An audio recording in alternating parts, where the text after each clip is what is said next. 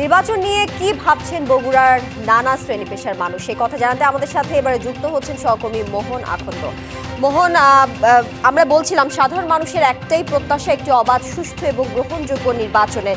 আপনার আশেপাশে সাধারণ মানুষ রয়েছেন, আমরা দেখছি তাদের প্রত্যাশাগুলো সম্পর্কে একটু জানতে চাই, কি কি প্রত্যাশা তারা ব্যক্ত করছেন।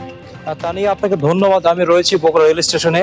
এখানে পথ চলতে অনেক মানুষ আছেন, তাদের কাছে শুনবো আমরা তাদের প্রত্যাশা। প্রথমেই যদি আপনি একটু বলতেন যে ভোটে আপনার প্রত্যাশাটা কি? আমরা প্রত্যাশা করি যে একটা সুষ্ঠু শান্তিপূর্ণ পরিবেশে নির্বাচনটা অনুষ্ঠিত হবে, যেখানে আমরা সবাই আমাদের ইচ্ছামতো ভোটাধিকার প্রয়োগ করতে পারবো এবং আমাদের সঠিক নেতৃত্বকে বেছে নিতে পারবো। এমন একটা নির্বাচনেরই প্রত্যাশা আমরা সবাই করছি। ধন্যবাদ। আপনি একটু বলবেন আপনার প্রত্যাশাটা। সরকার অবাধ সুষ্ঠু নির্বাচন করার লক্ষ্যে যে অনেকগুলো পরিকল্পনা হাতে নিয়েছেন, তার মধ্যে সিসি ক্যামেরা একটি ভোট কেন্দ্রে, সকল ভোট কেন্দ্রে সিসি ক্যামেরা লাগাবে।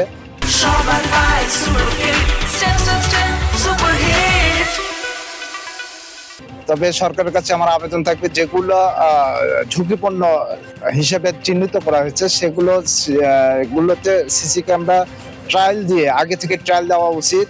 কারণ দুর্বৃত্তরা যাতে হামলা দিয়ে বুঝতে পারে যে এখানে সিসি ক্যামেরা আছে, আগে থেকে ট্রায়াল দেওয়া হচ্ছে, এটাতে যাতে হামলা না করা হয়, এটা আমি মনে করি। ধন্যবাদ আপনাকে। আবার আরেকজনের কাছে শুনবো। আপনি একটু বলতে আপনার ভোট প্রত্যাশা কি? প্রত্যাশা অনেক আসলে, তবে মূল কাজটি করতে হবে আইন শৃঙ্খলা বাহিনীকে।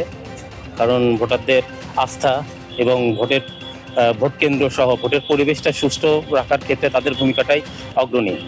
সো জনগণকে একটা মেসেজ দিতে হবে যে ভোট কেন্দ্র নিরাপদ এবং অবাধ সুষ্ঠু নির্বাচন হবে।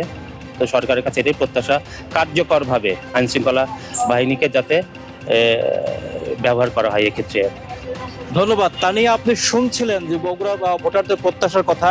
তারা চায় একটি সুষ্ঠু নির্বাচন, সুন্দর নির্বাচন এবং উৎসব মুখর পরিবেশে তারা ভোট দিতে চান। তানিয়া, মোহন, আপনাকে ধন্যবাদ। আমরা জানাচ্ছিলাম সাধারণ মানুষের প্রত্যাশাগুলো নিয়ে।